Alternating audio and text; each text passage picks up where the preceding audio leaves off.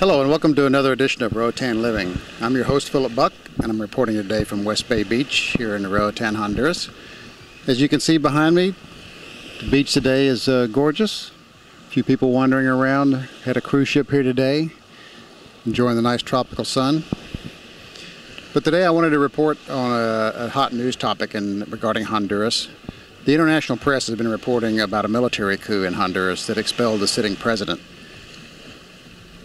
Also, there were many reports about violence across the country and protests in support of the exiled president. As you can see here on Roatan, no, we have not experienced anything violent or any protests of any kind. If you look at the events that happened here this week through a telescope's narrower field of view, those events may look like a military coup. But if you take away the telescope and look at the situation with both eyes and dig into the details, it looks like a country defending its democracy. Over the past few years, Mel Zelaya, the president, has been aligning himself with leftist leaders like Hugo Chavez and has been following Chavez's examples. In recent weeks, Zelaya exceeded his authority by calling for a public vote to support a constitutional referendum, and in Honduras, a constitutional referendum can only be called by Congress. These actions by Mel Zelaya were copied directly from Hugo Chavez's playbook on how to control a nation.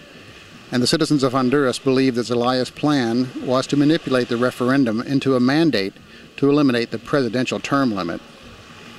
The Supreme Court ruled that the referendum was unconstitutional and instructed the military not to carry out the logistics of the vote, as it normally would have done. When Zelaya could not get the military to hold the referendum, he decided he could do it himself, and using his supporters, he broke into the military base, stole the ballots, and distributed them himself. The Attorney General of Honduras, backed by the Supreme Court and the National Congress, has made it clear that the referendum he was trying to perform was illegal and that they would prosecute anyone involved in carrying it out. Consequently, Mr. Zelaya was arrested for breaking constitutional law. Honduras is defending their democracy by fighting back against Zelaya and his supporters by strictly enforcing the Constitution of Honduras. That's the full story here in Honduras. The action against Mel Zelaya was not a military coup as reported, but the elected government supporting the law and the Constitution.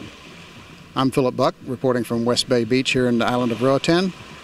Thanks for watching, and tell your friends about the Roatan Living channel. Thank you.